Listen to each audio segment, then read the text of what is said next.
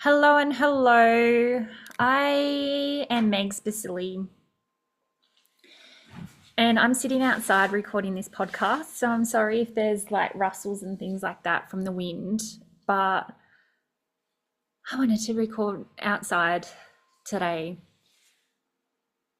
I am going through a big shift with my frequency and my understanding. And I'm actually turning this podcast into something that just feels like a whole lot of truth bombs. There's no more performance from me. There's no more, this is what I feel like is a good business decision. So I'm talking about this specific thing to try and get people into my container or into my program. Like, there's no more of that. Okay. This is just me sitting on my back table in my undercover area, having a heart to heart with you. This is what I want it to feel like. Okay. And I feel like there's going to be a lot of businesses that are going to start doing this kind of stuff. You will see that there's going to be a lot more connection based marketing, I guess you could call it. But yeah, it's the online industry and all industries are going to change. 2026 is going to be a big year because us humans are tired of having a veil over our eyes. Like, I'm in Australia, right? I'm in New South Wales. And this massacre that happened the other day is just taken on like everybody has an opinion, everybody is saying all this stuff, and it's really hard sometimes to know what's true and what's not true. And let's distract the people with this, but like it's just all like it's all just a horrible thing. And it feels like everybody is using this particular event to, I wasn't even going to talk about this, but isn't it funny? Like when I channel, like I can't decide what comes through. That's why this is like truth bomb central over here from now on, because I'm just channeling everything and anything. And I'm doing this like as if you're sitting in front of me, and we're just having a conversation about it. Everyone's got an agenda. Everyone's got some kind of intention behind everything that they do. My agenda with this is just to drop some truth bombs, okay? My intention with this is to bring awareness to different things in different perspectives, okay? And it just feels like this whole massacre that happened, I'm incredibly sad. I am incredibly sad. And I'm so sorry for anybody that lost anyone, sorry, and anything. I don't know. I heard somebody that was like created a GoFundMe page because she lost her phone, and she has every right to do that. But not just anyone who lost anything, anyone that witnessed something, especially the kids, that is going to affect them for the rest of their lives. Like there's more to it than what anybody's acknowledging.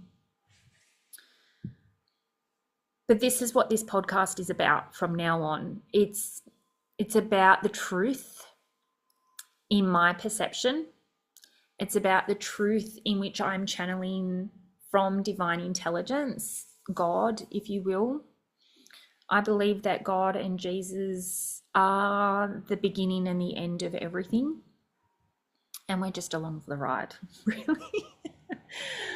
So this is the new direction in which this podcast is going to be taking on. I always felt like I did speak the truth.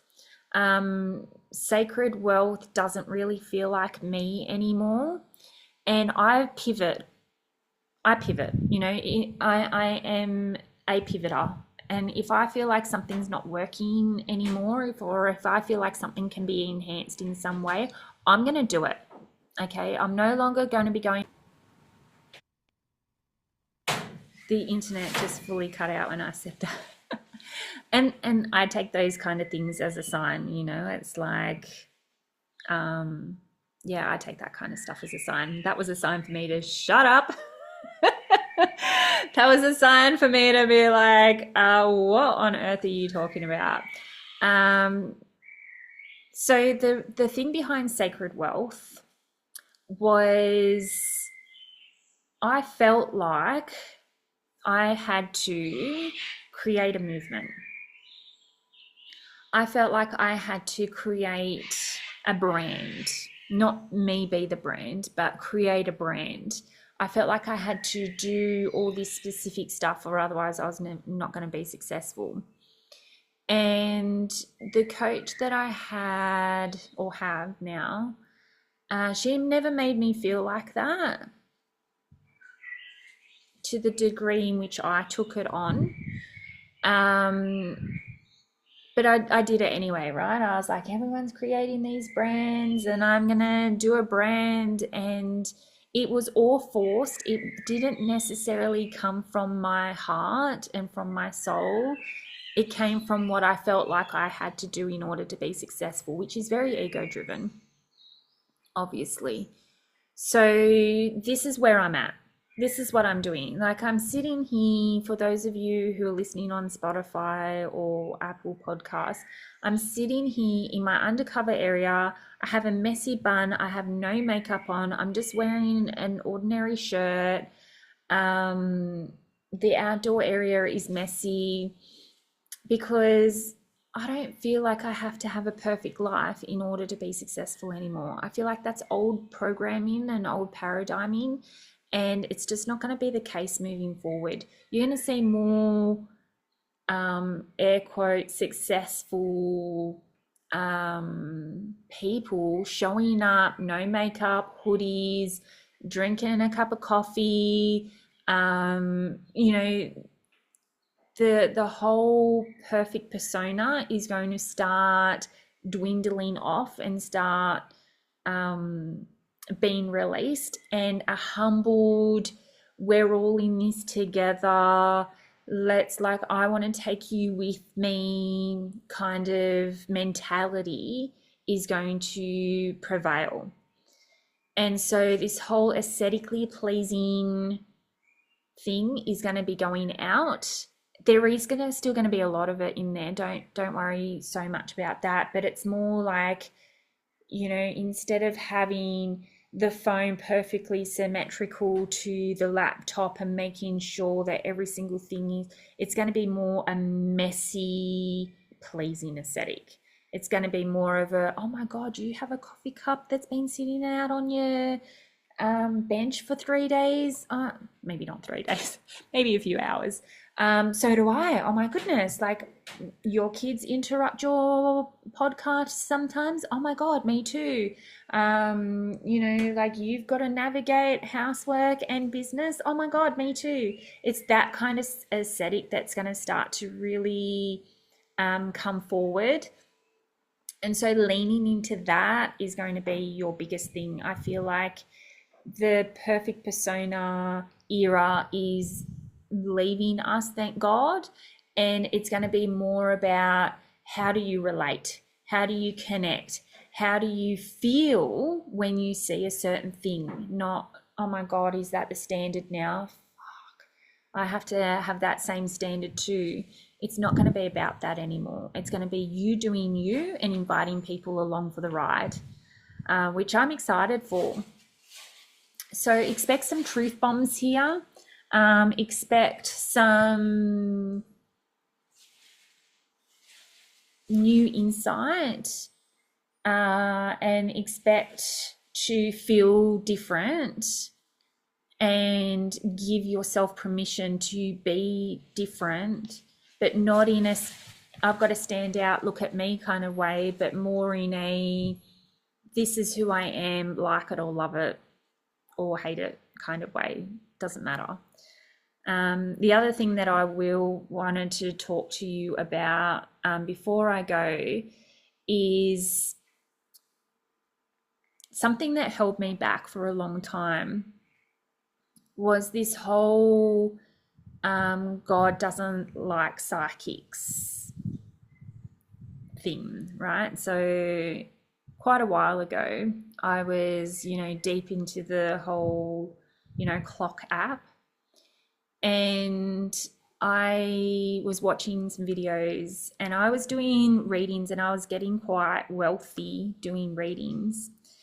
And then something came into my awareness through that clock app that was like, if you're a psychic, you're of the devil, and, um, you know, oracle cards and tarot cards are of the devil.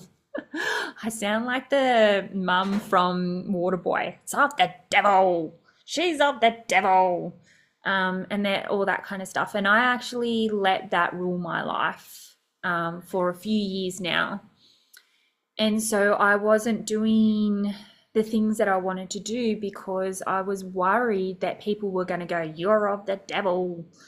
I've been baptized. I've spoken to priests. I was actually in Egypt, and it was at the beginning of the year. I was in Egypt, and my mother-in-law, my husband is Egyptian, so my mother-in-law took me into this jewelry shop, and I thought we were there to buy my necklace. I was looking for a necklace that really called out to me the entire time I was in Egypt. I knew I wanted to buy a necklace in Egypt. My husband was like, "Yeah, let's buy you a necklace in Egypt."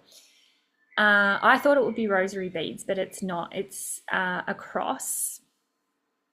Anyway, we went into this jewelry shop and I thought, "Oh my goodness, I'm going to find my necklace in here." I knew I was going to find something in this shop. And my mother-in-law said Victor and Megan. So obviously I'm Megan and my husband's name is Victor. And my husband goes like, "La, like no, like it's for Megan only." And she goes, the Egyptians do that a lot. Anyway, the guy that was having the jewelry shop, he rang somebody and then said to my mother-in-law, "Hey, what are we?" Like, which is very good, right?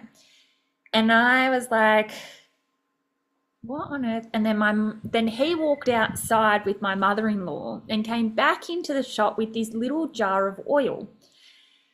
And I'm like, I have no idea what's going on. My brother-in-law's with me and I'm like, "What is going on? I don't get it." And he goes, "The priest is psychic." And I went, "What?"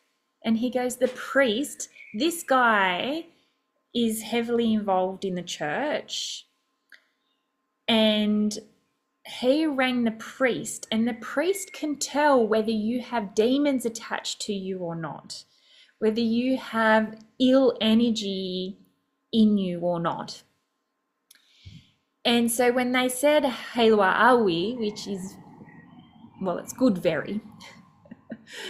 When they said very good, like it meant that me and my husband didn't have any demons attached to us. And they gave us the oil that the priest had blessed. And I was like, "What do you mean the priest is psychic?" He's like, "The priest is psychic." And I said, "Are you kidding me? The priest is psychic." And he goes, "Megan," my brother-in-law said, "Megan, you are here for a reason. And the reason is for you to understand that God loves us all.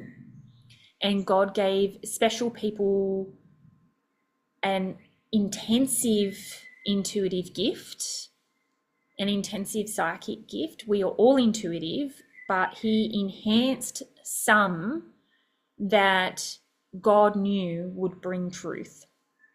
And this priest is one, and I feel like you are one as well." This is my brother-in-law, and I nearly burst into tears. And I felt like in that moment, God gave me permission to be all of me. And it's taken almost 12 months to land. It's taken almost 12 months to land, but I trust in my divine timing as well. And lately I've been putting up oracle card readings using the name of God and saying, "God put you here for a reason. God wants you to understand this thing for a reason," with with a cross around my neck, a Coptic cross around my neck, and a deck of oracle cards. And I honestly have kind of been silently thinking, people are going to hate this, people are going to call me evil, people are going to say like that I'm blasphemous and all other things. And as I'm saying this, there's a massive butterfly that just flew very, like, glided across my backyard. Absolutely incredible. And I have got nothing but love. Nothing but Jesus wanted me to hear this today. I claim this on TikTok, and that video now has almost 2,000 views on it, which is a lot for me. And so this is the thing. Sometimes something's going to be scary to you, and sometimes that fear is because it's not right for you and your fear is telling you don't do it. And sometimes that fear is going to come to you because it's asking something of you that you haven't yet claimed and stepped into. And so if you can take one thing away from this 25 minutes of rambling on, it would be that the best thing you can do for yourself is learn how to use your intuition and your brain cohesively to understand what is right for you and what is not right for you. Because I let that message that wasn't right for me interrupt my frequency enough to interrupt my path. Don't let that happen to you. But in saying that, all in divine timing, all in alignment, it's taken this long because it's taken this long. And I don't feel like there's something wrong with me because it's taken that long. It's just my faith needed to land in this specific way. So lots of love to you. I hope you've taken something valuable away from this. Love you lots, and remember to always learn lots and be kind. Bye for now.